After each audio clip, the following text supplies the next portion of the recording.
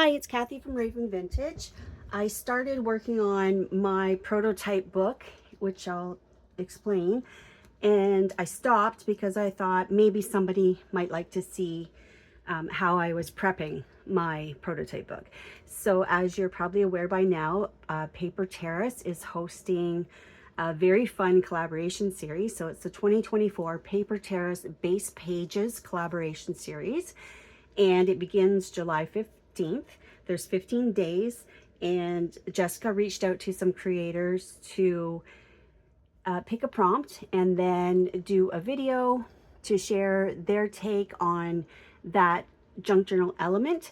And then we were going to use one book to put all of those ideas in, and that would be your go-to prototype book, or basically a book of ideas for reference as you are in your junk journal journey and looking for some inspiration possibly. So these videos were to be simple, beginner friendly, which is just my style. That's kind of where I feel I'm at still, always learning. But what I selected a book from my shelf that I wouldn't say I read it front to back, but I've certainly been through it enough times, and it was gifted to me. It was a free book, and I selected this one also because of the size. So it measures about 8.5 inches, which is perfect because when I am doing my printables, I just simply take a regular 8.5 by 11 sheet and I fold them in half. So that is always, pretty much always, the size of journals that I make because I am a printables designer. So that is my go-to size. So I took a regular book. I was looking for something that was about an inch or so, and you'll see what I have started removing the pages so that there's some space in here. So when I add the elements that I'm going to learn with this collaboration, there'll be room inside this book, and also it has a nice sturdy cover so that I can use this for a long time. So first thing I did was remove the jacket, and I will at some point decorate the front. I'm going to keep the end papers, although that's a pretty bright green, so I'm going to be covering that up. And I will not be cutting through, like if I was going to do an altar book and just keep the cover, I would cut right through that end page, and then I would be removing the section, the whole thing. You see where there's that space where this is a glued spine and it's held by the front page and back page with end covers. I'm not going to cut right through those. I would like to keep those in place, and I'm simply going to remove sections of paper. You can see I kind of remove some there, and I'll go about 10 more pages, remove some more. And inside here are some really great illustrations, so I'm going to keep those. So about every 10 pages or so, I'm using a very sharp knife. I changed the blade before I started. I'm not cutting all the way through that glued spine, remember. I'm just using a really light hand, and I'm just using this edge to guide my knife to get some sort. I could just tear and rip. I could do that too, but I want to keep these pages because I will use them later on to as the backing for the back of a tag, or perhaps to make some pockets, or all kinds of other things we can do with book pages. But for now, I'm just removing pages and saving them to make my prototype book. So just a quick video just to show you how I do this. I take about maybe 5 pages, 5 to 10 out. I'll go back and I'll clean up these bits later, but just for the purpose of the video today, just skip a few pages, maybe 5 to 10, and then cut some more pages out. And that's basically it. It's a very quick process. Now, I will just share with you that sometimes when I purchase a book like at a thrift store, and I have purchased it because of the illustrations inside, or the pictures or sketches, I might, when on a day where I'm like want to do something in my craft room but I'm not feeling very creative, this is a really good rainy day project. I will actually deconstruct an entire book.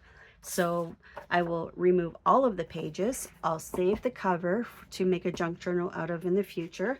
And then I separate the book pages from the illustration pages. And then I save those in my ephemera boxes. So it's good to go. I've got book pages good to go. And I have illustrations good to go. And I'll trim up the illustrations. I'll get out my paper cutter and I'll get those all trimmed up and ready to go. And before you know it, you've got 30-50 pieces of ephemera ready to go. It's a good rainy day project, and it kills two birds with one stone. You've got all your stash, you've added to your stash. So I just saw something on Instagram about silverfish, which a bug that often likes to live between pages of books. So someone was saying every time they quit buying books from thrift stores and old bookstores simply because of bugs. Now, I've never bought a book and opened it up and had bugs. Not to say it's not going to happen. So they were saying some ideas they had, and I'm going to investigate this a little bit more, and then one day we'll actually do a video about that. But they talked about either freezing their book, like putting their books in like a Ziploc bag and then putting them in the freezer for 24 to 48 hours. Someone suggested it needed a full week, that wasn't enough to kill the larvae and the eggs and the bugs themselves. So, and then someone else said, no, I just put them out in the sunlight. And someone else said I put them in the oven. So I'm not sure if that, like, just on 200, so like just safely, right? Just so I'm not sure what is the best method, but I am certainly going to investigate that. I'm going to ask some colleagues of mine and what is the best method in the museum and archives industry, and find out what exactly is the best thing to do to get rid of the silverfish and other bugs that may be living and breeding inside your book pages. I know it's pretty gross to think about, but I mean, a book is worth saving, right? So anyway, speaking of saving books, oopsie, there are some folks that get uptight about cutting up books. I, of course, would never cut up a limited edition print or something like that, but I especially Edith Holden, people get very upset about that, and I appreciate that. That's fine. But I look at it differently. I look at it as that book might never see the light of day. It might sit on someone's shelf and never be seen again, and then eventually, that person passes on or moves into, an old age home or something, and their kids come and clean out their house, and they either throw away their books or they just donate them. Like, you never know. So the way I look at it is I'm rescuing those books from the thrift store, and I am giving them new life by showcasing them in a newly made junk journal. And we've recycled the pages, we've recycled the images, and they live to see another day instead of going into landfill or just in a box in someone's basement. So I have a different take on it. That's my opinion. And like I said, I do respect those that don't want to cut up their Edith Holden books. That's fine. But my gosh, Edith Holden illustrations make beautiful, beautiful ephemera, like pockets and that sort of thing. Coin envelopes. I think I can probably show you quickly how, like, they're just gorgeous. So why wouldn't we? But like here, that's an Edith Holden page. I've made a coin envelope out of it. I've added some faux vintage tape to it. This is actually a book page number from an Edith Holden book, and I've just added some canvas behind there. I don't know. I think using them is a beautiful thing to do. So, but to each his own, right? And I'm not going to holler at you for not cutting your book, so please don't holler at me for cutting mine. That's how I feel about it. Okay, so basically that's what I'm doing. I'm going to continue to take out more. So now I'm going to take a look, and we'll get rid of that little thread. I'm going to take a look, and I'm going to see, okay, I could probably remove some here and maybe a little more here. So I'll just open that spot up I'll take out a few more. But basically that's how I'm prepping my prototype book for the collaboration. Sorry, I got off topic there, but that's I thought someone might like to see this process. Just remember, light hand, doesn't have to be, this is your book of ideas. This isn't a journal we're selling or gifting. This is one we're going to keep for our purposes, for learning and for inspiration.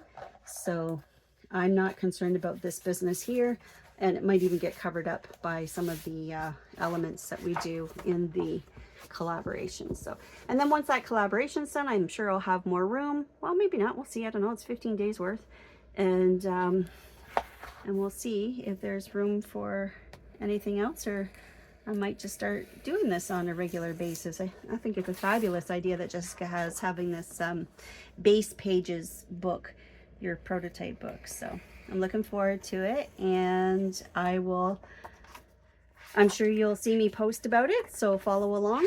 And if you can't do them on the day of, that's okay. You can go back and watch the videos later and get caught up.